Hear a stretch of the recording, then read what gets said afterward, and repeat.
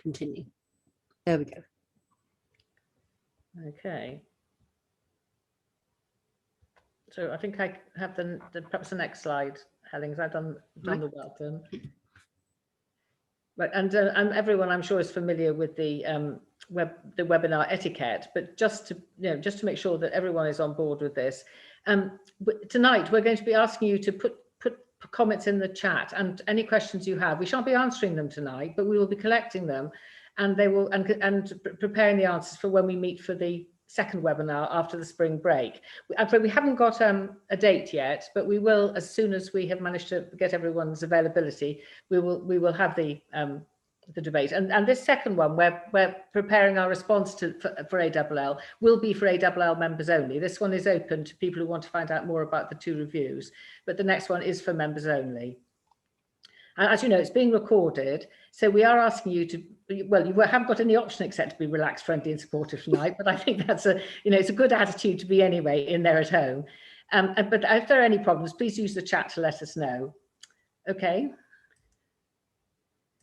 Right, and now the introductions. I've introduced myself, Jane Harvey, and our presenters tonight are Helen Myers, who's very well known to everybody, like me, a trustee of ALL and running the ALL London branch, and also David Blow, who again, most people know. And David, although not himself a linguist, is a fantastic friend to the language community and has fought on our behalf over many issues, particularly I'm thinking severe grading. And of course also is very involved in the work of ASCL, but he is here tonight as a friend of languages rather than his official capacity. So in tonight's one, we're going to describe the two consultations because they're running in parallel, both the DFE and Ofqual consulting, one on the proposed changes to the content and the other one to the related assessment arrangements, and to invite questions and suggest points for consideration next time. When we have the second one, we will be wanting to respond to and look at the questions, and there will be an opportunity then for everyone to debate and consider, again in a friendly and supportive environment. And tonight we will pause every so often because there is an awful lot of information tonight. And so if you have any points of clarification, we'll deal with them then. But the questions we won't deal with tonight. We'll just keep collecting and collating so we have them all for next time. And it's the aim tonight, as I say, is to give information and to give you the context of why we are here having these consultations. And then we shall be having the opinions and the thoughts on how we're going to respond to the consultation next time. So I hope everybody is okay about that and clear before I hand over to David. I'm just having I think we're okay for any points of clarification, I'm glad to say so far, David. So I shall hand over to you to set the scene. Okay, so I think you were going to tell us about the change. Oh, I'm sorry, I've got to now. Yeah, I haven't finished. You're quite right. I beg your pardon. Yes, I'm just getting ahead of myself. Yes, I'm going to set the very first part of the scene and just remind everybody of the steps that have led up to this parallel set of consultations. The 2015, published in 2016, MFL Pedagogy Review started the whole process off, and I know everybody will be familiar with that review of how we teach languages and what we should be looking at. Oops. And then leading on and building on the recommendations in the review, the National Centre for Excellence for Language Pedagogy was set up in December 2018, looking at how the principles in the conclusions of the review should be put into practice. And there's already a fantastic amount of professional development tools, resources, workshops coming from them. And everybody, I'm sure, knows the names associated with, well, at least in our minds, with the centre. That's Ian Bowcombe from the Pedagogy Review, and of course the two directors, Emma Marsden and Rachel, and one of our own. And then now we come to the review in 2019, and you can see there the list of panel members. Again, you can see the continuing thread from the review with Ian and Emma Marsden and Rachel among the people on the panel members. And now we come to the two reviews themselves. And there's a couple of points we'd like to make here. Of course, the GCSE content review is what it says. It's looking at the content, that's the DFE. And of course, parallel review is looking how this new content will be assessed. Now, there's a couple of things to note perhaps on this slide. And one at the bottom is that Ian Bowcombe, who has been involved in the pedagogy and the content side from the beginning, is now, of course, interim chair of Ofqual. And as a result, he has recused himself from any part of the proceedings because he's found himself involved in both halves and in a very difficult position in that event. And also ALL, excuse me, and I said many of you are concerned about the timing of the deadline for this, because Wednesday the 19th of May is of course the day when we're all supposed to submit the assessed grades. And it's going to be difficult to give this review perhaps the attention it deserves for that deadline. So ALL will be trying to see if there's any scope for extending the deadline to reply to the review. And now I have got to the place where I hand over to David. I'm just going to check if there's anything that's come up that we need to just look at in the chat. No, I think we're okay, David. So I'm going to hand over to you to give us a little bit more context of the way GCSE has evolved over the years. Lovely, welcome. And before I move on, just a couple of points. Stephen's Fawkes has switched his video off, but we're going to highlight Stephen's key role as part of ALL and the whole of these processes and so on. So if your video's on, Stephen, then do give us a wave. And also, Jane, one tiny bit. Oh, Stephen, yep, nice to see you. The May date is not when we have to submit grades, it's when in practice assessments will have to be finished. Yes, of course. Apologies, David, yes. And also but now I've interrupted again. You're quite right, because Stephen has written the most fantastically useful introductory guide to the review, and it's available on the ALL website as our latest teacher briefing. Right, David. So what we want to do is to give people a little bit of history, and looking back to 2008, you can see the presentation that Helen did back in December 2008, 12 years ago, looking at the new GCSE which was being proposed in 2008. But actually would like to go back a little bit further, back to 1988, which was that seminal year when national curriculum was introduced, pretty much with cross-party support, and GCSE. So this is a moment where if you're younger than 48, then you did GCSEs and you're a child of GCSEs. There's this dividing age line, but also some of you, if you're below 32, then actually you weren't even born when GCSEs were introduced. So it shows that they have been around. And what we want to do was just to highlight some of the features of the various different GCSEs that we've had over time, just to put the current proposals into context. So 1988, national curriculum was prescribed, and therefore it made sense for the GCSE to follow on very much with that prescribed content. After 8 years, there was a chance to review and reflect on the lessons from those GCSEs. Little bit of change, not a lot at that point.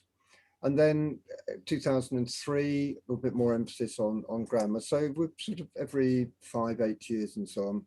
Then moving on to 2008, one of the drivers at that point was the move away from coursework towards controlled assessment for all subjects. So this was being done at the same time as many subjects were having a subject review to take that move away from coursework to controlled assessment.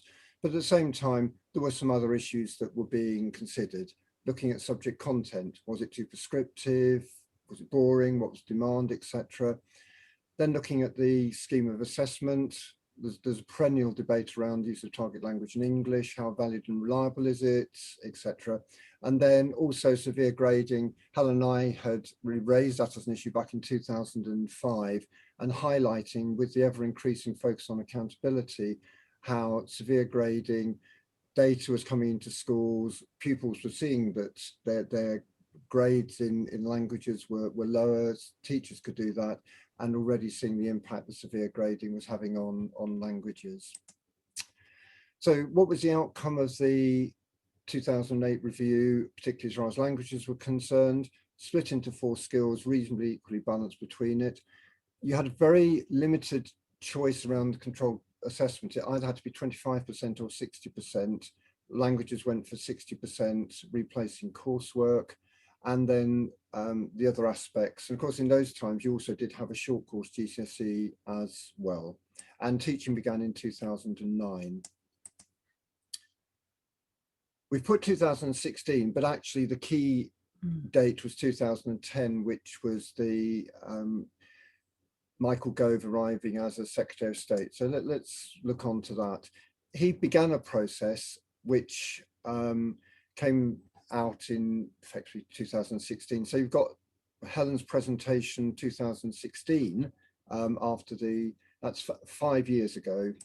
So relatively recent.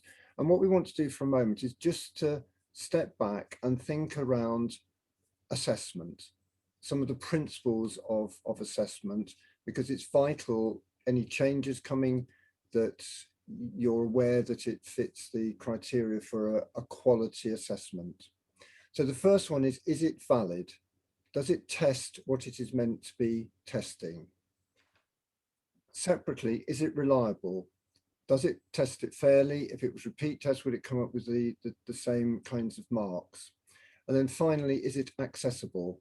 Does it allow everyone to show what they know, understand and can do, rather than being a negative process? It is not, is the assessment exciting? And we would note that it is really hard to get a genuinely valid and reliable exam that doesn't cost very much. You can get them, but they can be expensive, and we can't afford that with GCSEs. So going back to 2016, one of the drivers for languages, there was a lot of focus on the decline. It was well researched, so we didn't need to have theories about it. There was a JCQ and Ofqual report that I'm going to show you in a moment, and it was trying to address some of those issues, but as we'll see, severe grading was an overriding factor. Those are the 2 reports. The links are there to you. The good news was that through the combined efforts of ALL and ISMLR, changes were made into the grading at A level, particularly A star, bring that into line. And that has helped hundreds and hundreds of students as a result of the successful work done by ALL and ISMLR together. Another key factor for all of this is around comparable outcomes and severe grading. Comparable outcomes really came to the fore 2010 or so with the introduction of Ofqual. There had been what's been referred to as grade inflation over years. Comparable outcomes meant that essentially from 2010 onwards, the percentage of grades awarded in each subject would remain the same from one year to the next, albeit taking into account any change in the prior attainment of the students taking a particular subject. In one sense, it went back to O-level days where you highlighted that languages were more severely graded than maths, which was more severely graded than English and so on. But those relativities have been preserved over time by QCA and then Ofqual. We've always been arguing at GCSE that typical students taking mainstream GCSE modern language should be getting similar grades to all the other EBAC subjects, which are very much in line with each other. Sadly, that hasn't been achieved. There was some movement that was going to take place last year in French and German, but that got overtaken by events. So that's still our concern, that in terms of those gradings, that languages are below. And because of comparable outcomes, and this is absolutely fundamental, whatever changes are made to the curriculum, the performance of students, etc., that will not change the grades that are awarded. And it works the other way down. If for any reason performance was to dip, the grades will still remain the same. That's the key thing with comparable outcomes. So any changes will not be reflected in any overt performance measures. So 2010 to 2016, what was the overall context for all subjects? Well, this was Michael Gove coming in and saying he wanted complete change to all of the public exams. getting rid of GCSEs, AS levels, etc. There was a lot of pushback from the education sector and industry, and there was a more sensible outcome was achieved in the end. But every subject at A level and GCSE had to be re-specified, and the introduction became phased. There had been QCA as a more separate place that was doing the content, and as we highlighted to Michael Gove's advisors, by abolishing QCA, actually, ironically, you were centralising, which was the opposite of what he was saying, but it's meant that the DFE are responsible for specifying the content of exams, and to some extent putting requirements on the assessment. And that's a feature that we need to be aware of, both in 2016 and in the most recent ones. So there was phasing in of the GCSE and the A levels. Who does what? And this again is really important. You've got Ofqual as the independent regulator. After DFE have set the subject content, Ofqual set out the requirements, and then the exam boards produce draft specifications which have to be approved by Ofqual. And then it's the exam boards who actually set the papers, manage the marking, etc. But the allocation of grades is tightly overseen by Ofqual. That was all to get a grip on grade inflation and time with comparable outcomes, so that everything is pretty much the same from one year to the next. It's just putting it in a different way. You have got those separate roles, but it does need to be coordinated, because as soon as you start to separate out completely curriculum, assessment, grading, etc., you have problems. It needs to be properly looped. Just like to take you back to 2014, 15, 16, to some of the issues that rose then, because very much the zeitgeist then was that things had to be tough. And if you made them tough, then that would raise standards. But as I've pointed out, as we're going to see, with comparable outcomes, there was going to be no change in the actual examination grades. So there was a lot of, I use the word false logic. It was this myth that somehow schools weren't pushing students, teachers weren't pushing students. In fact, they were. Yeah, everyone was working flat out, and everything was predicated on some false logic. And what we were saying at the time was, for goodness sake, just stay, take things with what's in your control. Actually, reading this, there's a lot of parallels with what we're trying to do at the moment under pandemic and coping with the assessments which we've been asked to do. Is just don't panic. Let's look at what we can do. So at this point, I'll just pause just in case there's anything on the chat. Stephen's put in tough and rigorous. No, otherwise I think everyone's is listening rather than commenting at the moment. That's fine. In which case, I'll pass over to Helen to look at the detailed comparison between what was there in 2015 and 2021. But above all, just using 2015 as a point of reference and enabled going backwards. But I'll pass over to Helen. Okay. So that's what David has just said, using that as a point of reference, and then we'll be able to look back at others as well. So what I've done, the process I've done, and others may well have done very similar things, but really this is just to say to you, now this will be available to you if you find that it's helpful for you. Because as we've said, today is talking about information. Then people will want to go away and reflect and think themselves about what they think of it. But I'm hoping that some of the work that I've done here might make it a little bit easier for others. So I'll tell you about the process I've gone through. I've got the documents are here in front of me. In fact, loads of bits of paper here. And really, I just put on the screen in front of me. On the left-hand side, I put what the subject content was for 2015, the one which was put out in 2015 for first teaching 2016 and first testing in 2018. And then on the right-hand side, I put what the new content was. And I just went through it systematically, and I would highlight in green anything which was the same. And you like calling it cyan or turquoise or whatever, anything that is different. So that means that at a glance, you could look at this and see to what extent are some things the same or different. If I can really recommend, Stephen's document really points out this is the new stuff. This is what the essence is. I'm really looking here at what has changed, really, I suppose, what other bits which have not been retained. So this is an overview on this page, where on the left-hand side, you've got the headings, the 4 headings that were used or are used in the current subject content. So you've got 4 headings and 7 paragraphs.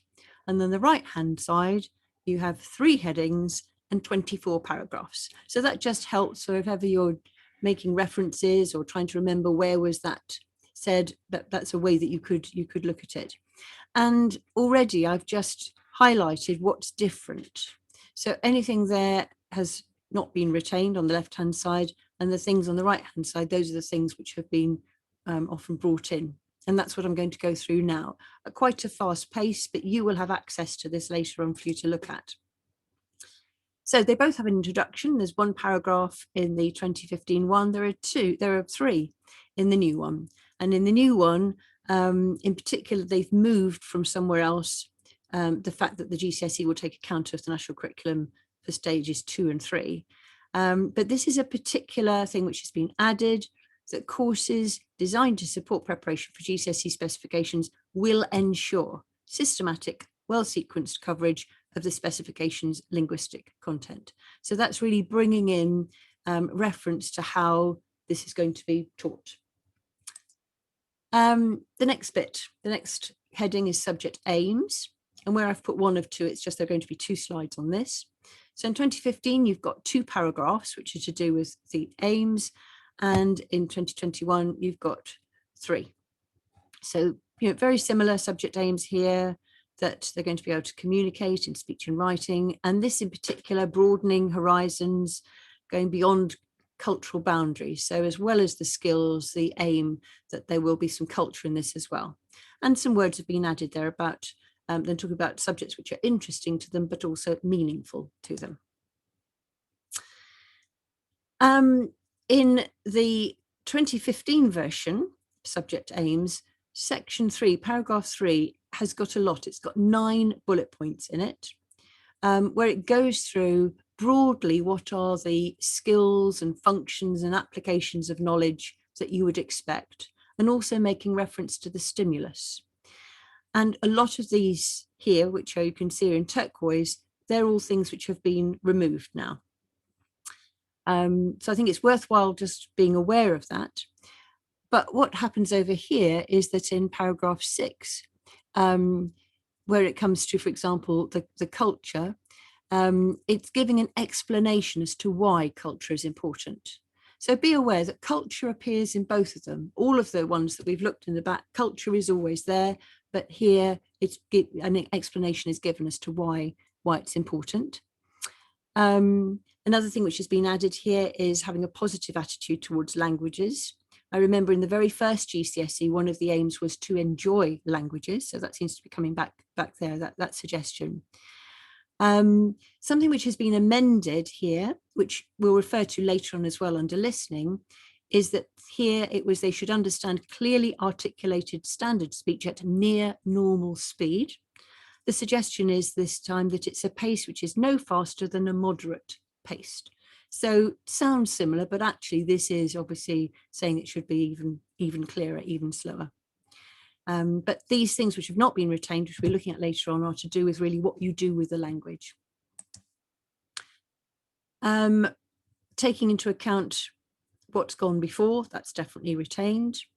But this is a big thing which we'll be looking at in more detail later on, that whereas with the current subject content, there's a lot of flexibility for awarding organisations as far as the breadth or context goes within some topics.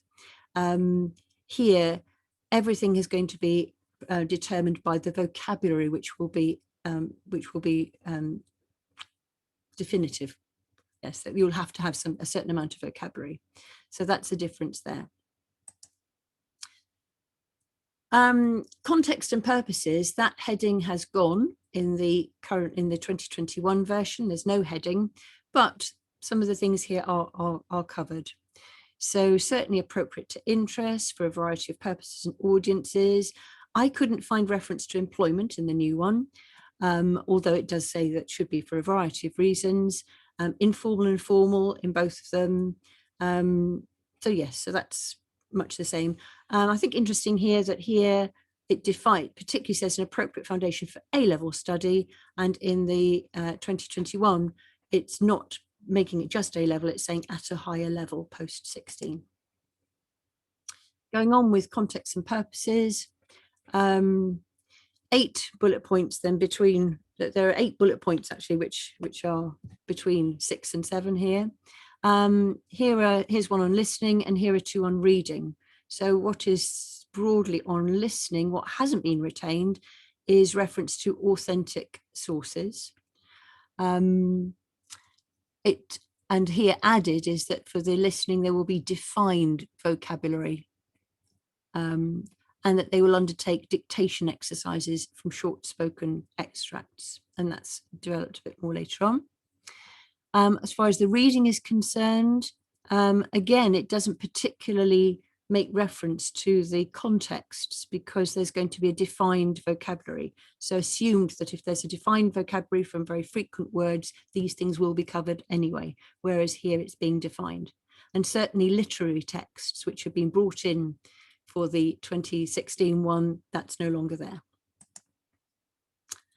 And still on these 8 bullet points, a very, very significant thing which has not been retained is that the instruction was before that there would be broad themes of identity and culture.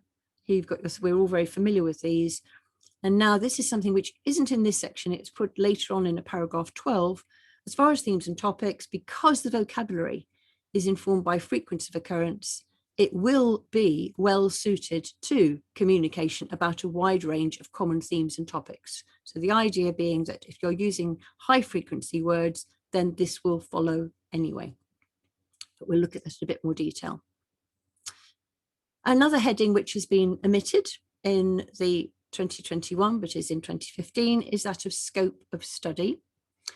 And here, within scope of study, here you have the different skills which are mentioned. So this is a particularly key area. So what about listening? For 2015, there are 5 bullet points which are saying what will happen with listening. And the things which are highlighted, which have not been retained, are all reference to, I suppose, the skills, the functions, and the stimulus which you would expect for listening. So what is new is that, yes, they still have to understand spoken extracts. There's still reference to grammar. We've already mentioned about the pace, and we've mentioned the fact that there will be a dictation exercise. What about speaking? There are 8 bullet points for speaking, and in the 2021, there is 1 paragraph about speaking. So at the moment, what have we got? What's the same? Yes, it mentions a conversation there, answering questions. That's defined though particularly as answering questions about a visual stimulus, so not here within the conversation. And pronunciation is mentioned as well. Here, accurate pronunciation. That word was not particularly over here. So here it talks about vocabulary and grammar being from the defined content for each tier. But in particular, for the 2021 version, for each of the skills, which are all in paragraph 9, so all of the things relating to the skills are in the listening, speaking, reading, writing, and so on. For all of them, complexity is defined as being something where, when you look at the grammar list, it will be very clear what complexity is expected for foundation and what complexity is expected for higher. That is the case here as well. There is a foundation and a higher, well, there is a foundation and a higher grammar list. But here it's being really explicit about the fact that the 2 levels will go with the skills. And again, with the speaking, these are the things which are not, these are the bullet points where, what you do with it, the purpose of communication, interaction, the skills of conveying, narrating, the word spontaneous, repair strategies, initiating, etc. Those have all been taken out as being defined. What about reading? Really, this follows very much the listening. Often you find that the words which are used describing what is expected of listening are the same for reading in terms of the skills that you need. So here it's being very clear about you'd have different purposes for reading, for gist, key points, but also the higher levels of deducing, scanning, presenting relevant details, recognizing implicit meaning. So quite high level functions there. And also reference to this is very significant, what is the stimulus going to be? So here it defines the fact that it should be of different types, of different lengths, authentic and follow themes. Whereas here it's understand written text in the language, and they will comprise defined vocabulary and grammar. What about writing? Retained is that they will write short, and I think this is significant that they've changed it from texts to text, because a significant thing in the current subject content is that the exam boards were not allowed to test at word level. It had to be at sentence level. So that's why we've all ended up with that very first question, which often does allow for a list, but you have to put there is a or I see a in front of it. So that's where a particular thing to note here is that they are going to be rewarded for just word level as well. So there again, we've got the writing the text, we've got reference to grammar, we've got reference to translation into the assessed language. So those things are there. And again, the accuracy then again, this clarification that it's defined in the grammar section. Not retained, as with the speaking, it's removing specifically mentioning the purpose for the speech. So communicate, interacting and so on, conveying, narrating, spontaneous and so on. So do you know what? I think I might have made a mistake there. I think I've done a copy and paste and left spontaneous in there by mistake. Sorry, I will look at it again. So that's gone through all of those paragraphs. Within the 2015, there's one section about the use of assessed language in questions and rubrics. And this was a particular change in 2016, and that has been amended. So whereas in the current specification, it allows for overall rubrics to be in English, it is quite specific over the fact that questions should be put in the language in which you're expecting the response. Not only that, but a certain definition was given as to the percentage of marks which were given, the percentage of questions which had to be in the target language. So here, big change here is that comprehension questions will be in English. There is some sort of leeway in that other types of questions would be in English or the assessed language as appropriate to the task, but rubrics will be in English. I don't know whether we should have paused yet, but shall I keep going on and then I'll pause? After this bit, right, after this bit, we'll pause. There are some things coming through, but okay. Grammar up the other way. So grammar.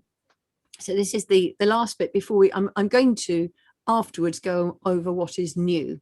I'm looking particularly at what's been retained and what has been dropped.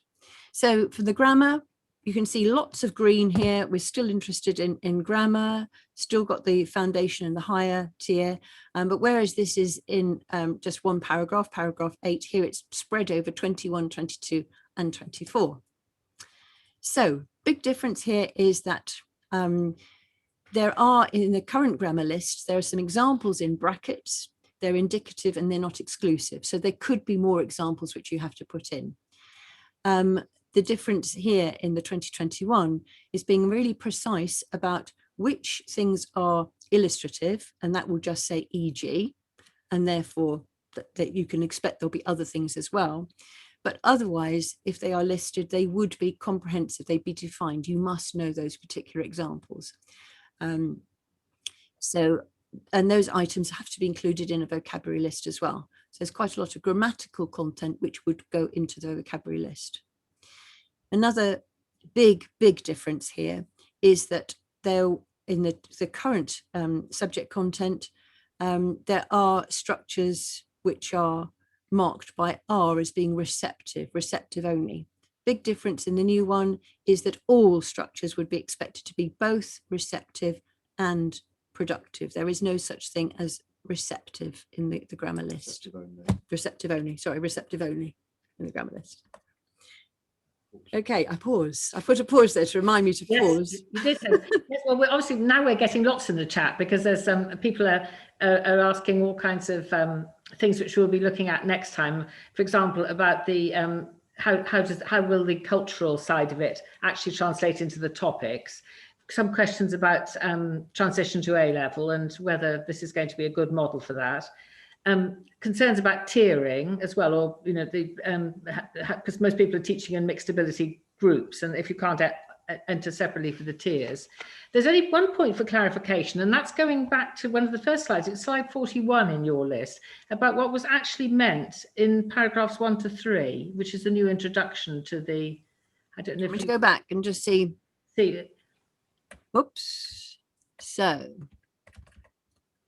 You've gone too far, I think now. No, you're right. That's it. That's it.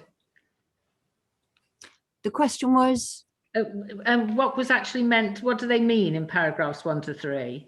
I'm not quite sure. Okay, so paragraph 1 is something where really it is referencing to the method that is used for preparing for this specification, isn't it? It's saying this specification is put together so that you can support it, you can use this particular method of teaching. So this idea of it'll ensure systematic, well-sequenced coverage of the specification's linguistic content. So this is something which wasn't referenced in the past. I suppose, is it fair to say that normally a subject, the content isn't really predicated on a particular way of teaching? This is saying this will really go with it. It obviously does go, doesn't it, with the way in which NSELP has been designing the emphasis on vocabulary and grammar and phonics. So the idea is it sort of links with the thrust elsewhere, that things are defined through the vocabulary and grammar backwards rather than through the topics and themes in the other direction, I think. So it is a key flag to what is going to follow through.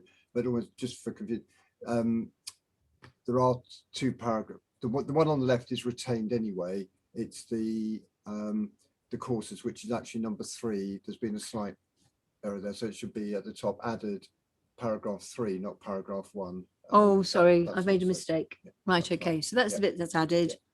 And this has just been brought, it does seem to be quite sensible to bring that into here. To link That's it to what you're aiming to do. Yeah. I don't know if I've really explained that properly. If the person who's asking that question needs...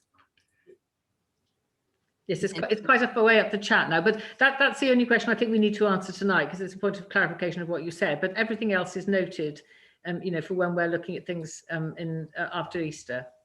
Right. Yeah, we do like the comment about the dog and yes, dog and stands. Yeah, we'll come back to that after Easter. I think obviously. So yeah, thank you. Yeah, let's go. All right, so the next bit is the additions, and I'm aware that when I was doing the first bit, I was almost assuming that people know what the additions are. Perhaps I should have started with this. Anyway, here are the additions then.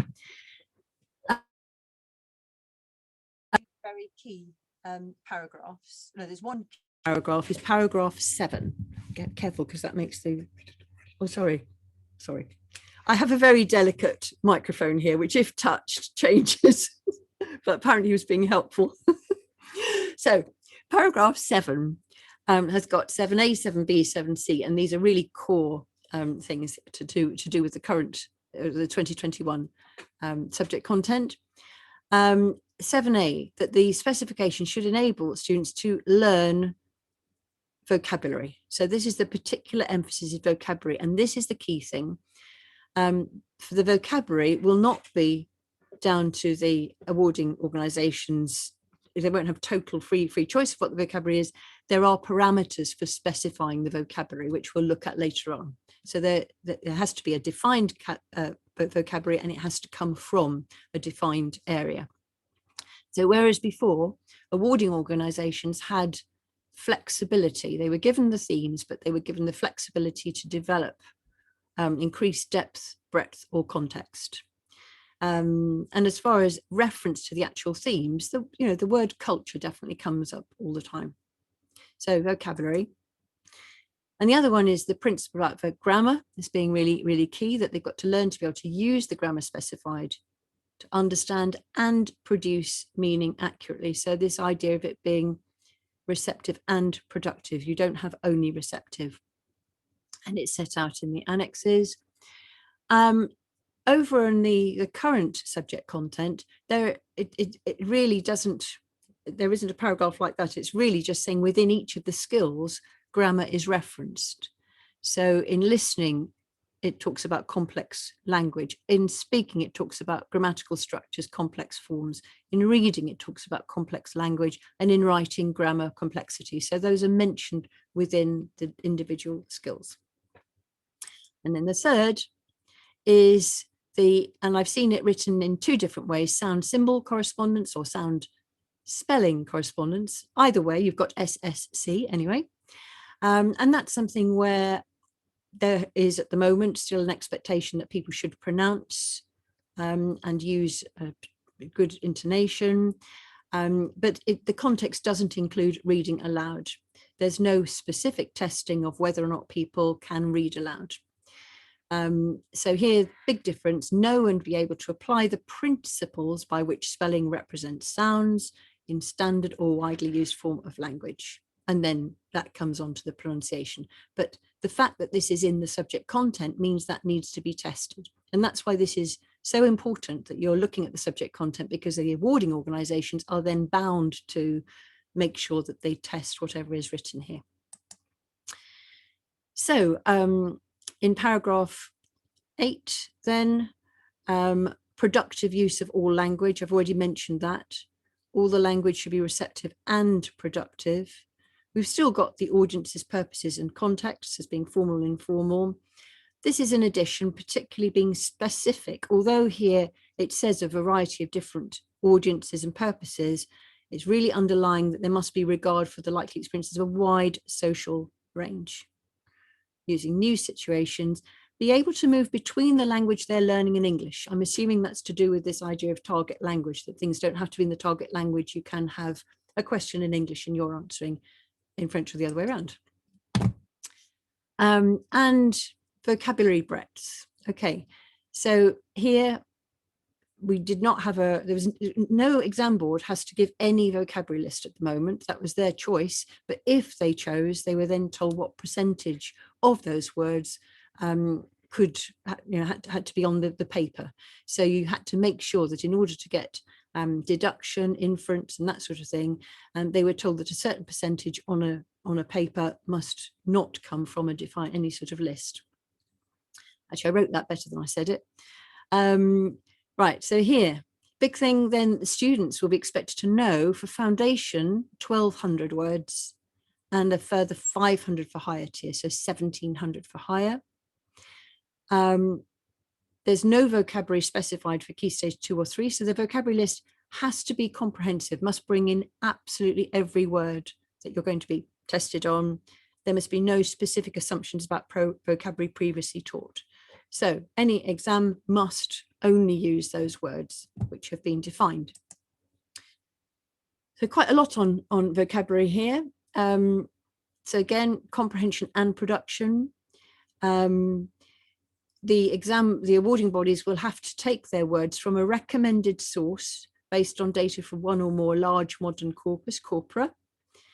So they're told it has to be from a particular specific type of corpus. At the moment, there's no constraint. And as far as the exam paper comes, at least 90%, not up to the exam yet. With that list of words, 1,200 or 1,700, at least 90% of those words must be from the 2,000 most frequent words from whichever corpora is being used. I'm saying corpora very quickly. I can't remember corpus or corpus. I should know that. Corpus. Did do Latin A level. So that's quite significant, isn't it?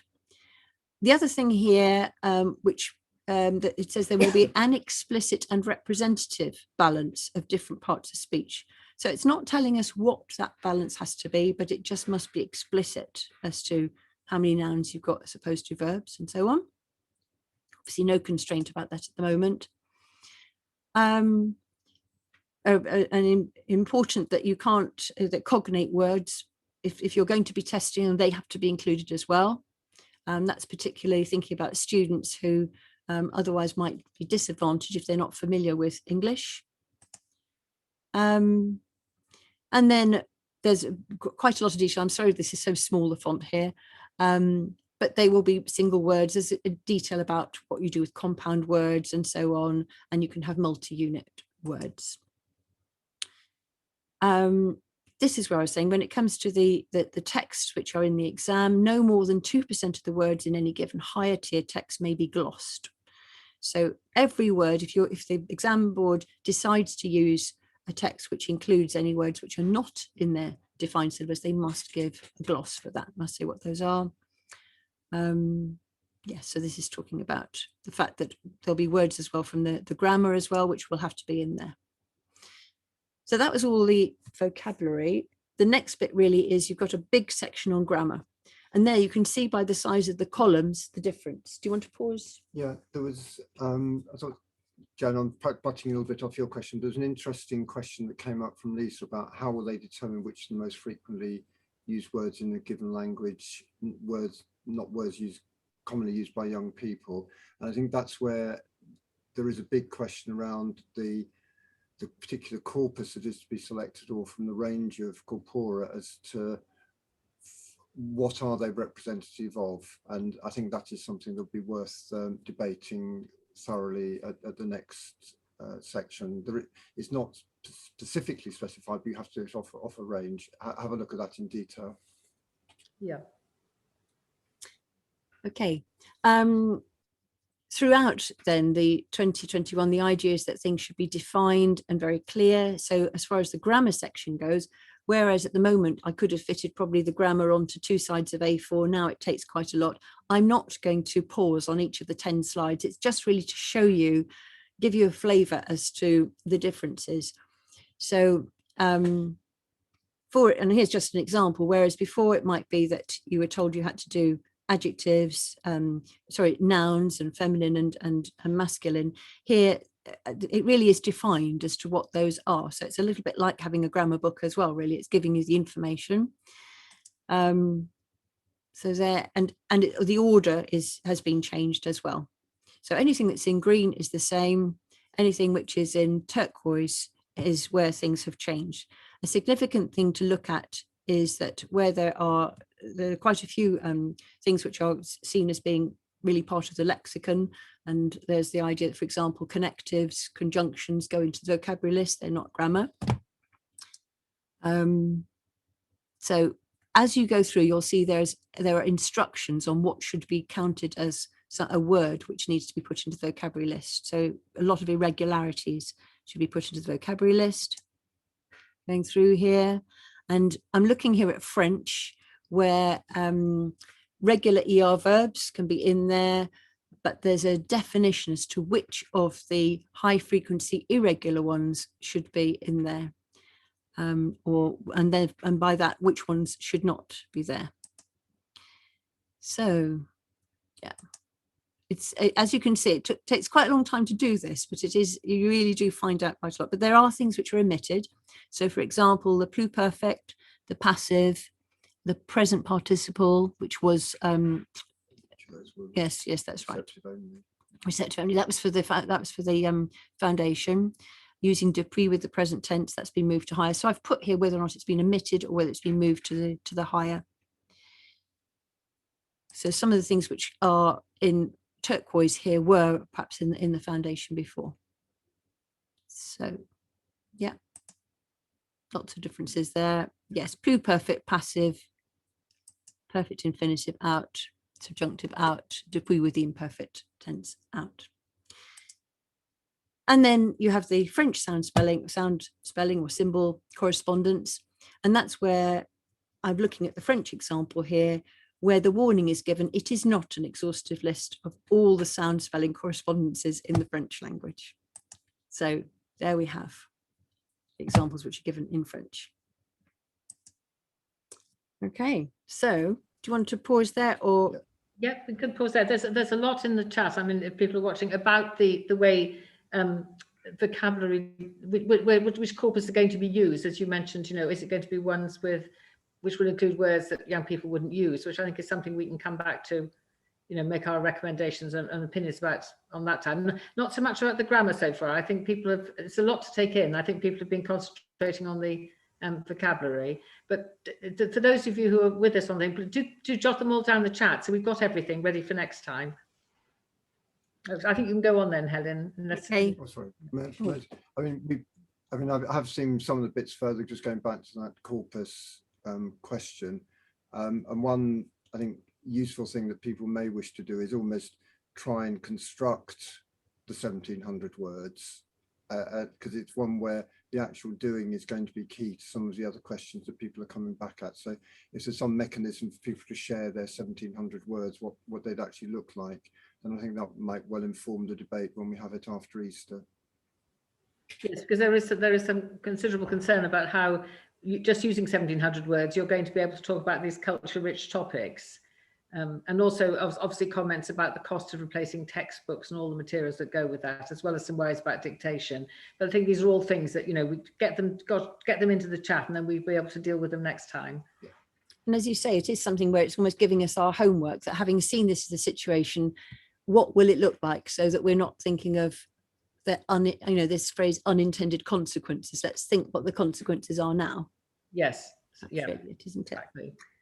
Okay, so really this last bit is really just talking about what's the next stage then. So we have these two, where at the moment the deadline is Wednesday, 19th of May. Let's see whether we could push that a little bit further. So what are the questions? So now definitely is not the time when we're going to be asking people the answer, or giving answer, or giving our views on this. Is just so that you've got an overview of it. So this is first of all on the DFE. So first we've got the DFE one on the subject content, where you're asked about yourself. Then you're asked about vocabulary. And really, as it goes through, it's telling you, do you agree with? So these are the suggestions we've made. Do you agree with? So it tends to be positive things as to, this is what we've suggested. Do you agree with that? So I didn't notice anything about, do you agree that that's left out? It's more, do you agree that this is in? Actually, that's not true, because there we've got all proper nouns that are not, oh no, that's all to do with putting it in. Themes and topics, yes, it has. Do you agree not to have the overarching themes? There we are, it's to do with themes and topics. Question types, this is to do with use of the target language. So there are 22 questions. There's 17 to 22 are all to do with that. And in particular here, this idea about, do you agree that cultural content will not be tested? Grammar, do you agree with those things? And finally, a general one, do you consider it to be unambiguous, clear and easy to understand? So that's the subject content. And then the off-call one has got 6 questions here. 12 questions in 4 sections. And here's the first section, assessment objectives. So here, these assessment objectives, the explanation has been given here that this has been devised in light of the subject content. You would have to change, they feel you'd have to change what the assessment objectives are. And this is really to allow for mixed skill testing, because as they've identified, the reading aloud text will be bringing in reading and pronunciation and answering questions on the text. So you've got 3 skills in one there. And another requirement is for the dictation, and that brings in listening and writing and spelling. So for that reason, this is the rationale that's being given. And one particular point highlighted, AO3 as written doesn't appear to include pronunciation, and yet you can see from the explanation the pronunciation is deemed to be part of AO3. And I'm wondering if that's the sound spelling. Perhaps that's where grammar and vocabulary really brings in sound and spelling. Yeah. So the questions are, do you agree with the assessment objectives? Do you have any comments on the assessment objectives? Then you have the tiering, where the proposal is really to be as it is now, and you're asked, do you agree or disagree? There we are. Any comments on tiering? The third of the 4 areas is to do with the non-exam assessment. So that's to do with making it so that it's still 25%. But as you say, that would then bring in the speaking and the reading aloud and the listening to the questions. And we have gone back to Ofqual to point out that in a sense the percentages don't necessarily add up if you translate across from that, but we haven't completely resolved that with Ofqual yet. Yeah, but it's something we have raised. Yeah. So there are your questions. Do you agree with those? Do you disagree? Do you have comments? And then the impact of the proposals. So Jane, you were talking about some of the things which people are saying that, you know, the extra things this will bring in. So they haven't. The first part of it is the impact on the students who are taking it. So is it going to impact on them? Around people with protected characteristics. So this isn't a general comment. This is, if you just go back a slide, it's the ones under any of those particular characteristics. So disadvantage doesn't come into this particular aspect. And then carrying on with impact, then there's a section, or there are questions particularly about the impact on schools and colleges, needing to get familiar, training, and on the exam boards as well. And so they're taking into account our views. And the questions are then to do with cost implications for schools, colleges, and exam boards, and any additional steps to reduce the costs or burdens of the proposals. And that's where questions around costs of textbooks and so on, that's an opportunity to raise that. So that's our final slide. I don't know if you'd like to. And it's 2058, so oh gosh, it's timing wise. That's. I think, Helen, the chat has really been speeding up, as you'd expect, but I think it makes it clear that we were wise to do this in two parts, because there's such a lot in this, and as you say, the scope for unintended consequences is huge, because what you look at it and you think, oh no, but then you've got to, or oh yes, depending, but you've then got to go and look a little bit more depth as to what the consequences will be. There's been some interesting stuff in the chat right at the end about you know, the moves to decolonize the curriculum, and are we staying Eurocentric? Is it going to be possible to reflect languages countries where target languages are spoken, also the linguistic diversity in the UK? So all these things, I think it's you know, a food for us when we have our next meeting. And I think one other point it's worth looking at is, are there some parts of an exam where clearly defined bits are helpful, others where it might not be? Really thinking hard around unpicking how things interlink with each other, both at the teaching side and then at the assessment side. So it's just that thinking through, I think, is a key phrase for people to bear in mind at this point. Yes, and remembering the interlinked, they're parallel, but they are interlinked, the two consultations, because you know, the way it's assessed does have you know, it has an impact on the way it's taught as well. They sort of, they're not things you can take in separately. And as I think Helen said, if there are major changes to the content consultation after, you know, when the DFE's looked at it, then Ofqual have already said they will have to go back and obviously re-examine the way they might need to assess it.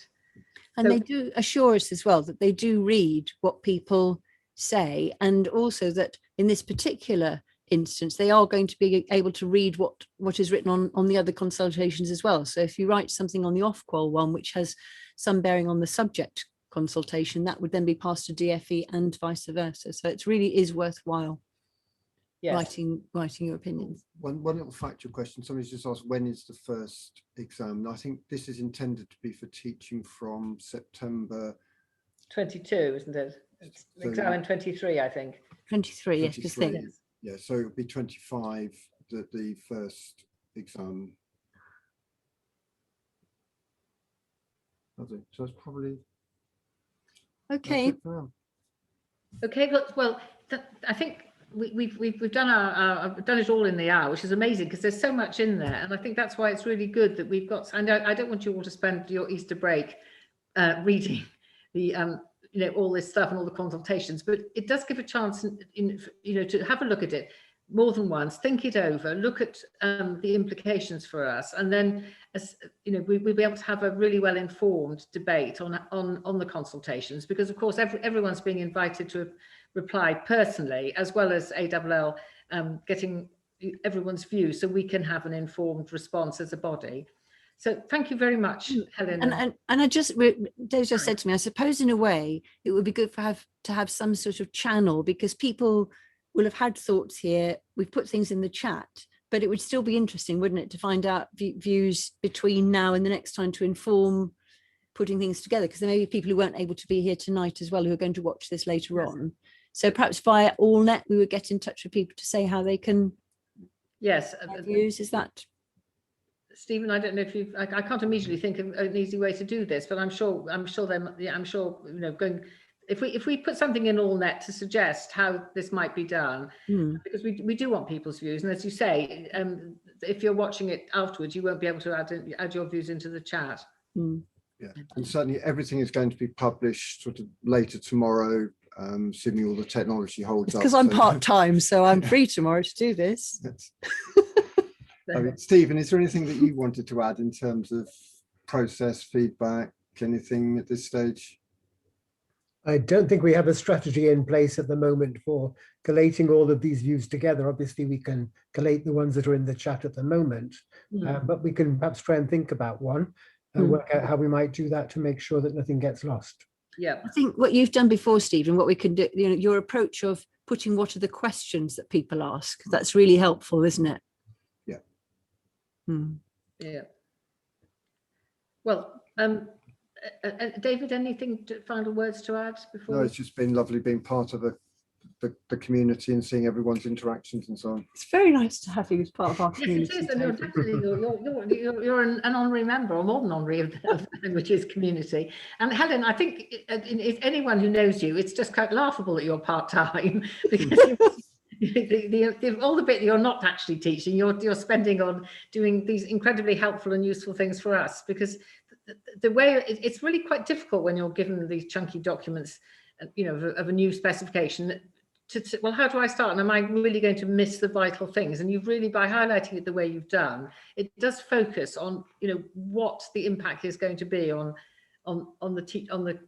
teachers and on learners. So thank you very much. And thank you, David, as well, for putting it all in context. And thanks to everybody who's come along tonight. And I hope you all have a really good break, which obviously you do deserve. So please don't spend all the time thinking about the two qualifications, but we have given you something to think about over the holidays. And as I say, from tomorrow, you will be able to access this presentation and go over it in calm and quietly.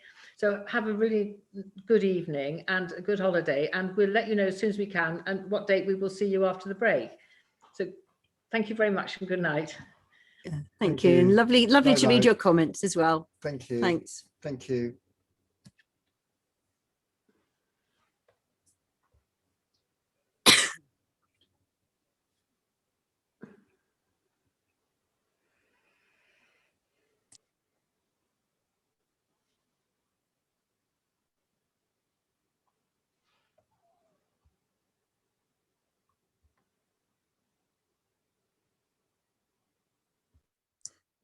And thank you it's nice to see all your comments from people we know and names we know. I feel I've got to know people even better over the lockdown, really. We've spent quite a lot of time here, haven't we? A long time, yes.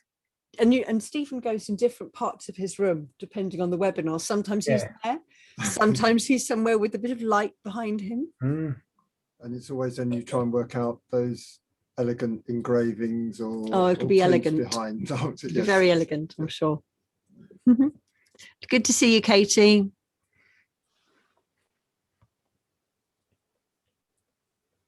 Good night to everybody.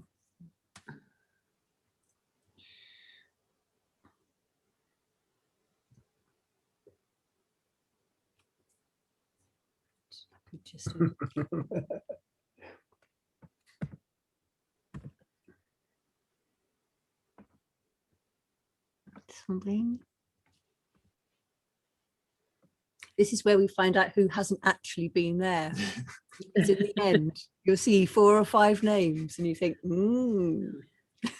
Yeah, but we do understand, because not everyone. Thanks, Marie. Some star teachers here. Pilar, I think you've been to nearly everyone we've had.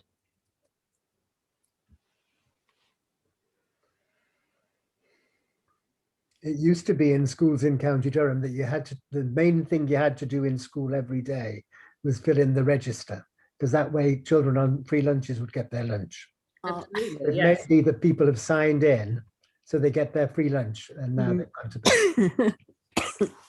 We seem to have quite a lot of people, and I think quite a few people have registered who obviously couldn't come, but this way just is helpful because it means you've got a list then of people to send Yeah. links to. Yes, yes. Almost 200. Was that? Yeah. Oh, 190. Ooh. Point. shall I stop recording now? Yeah.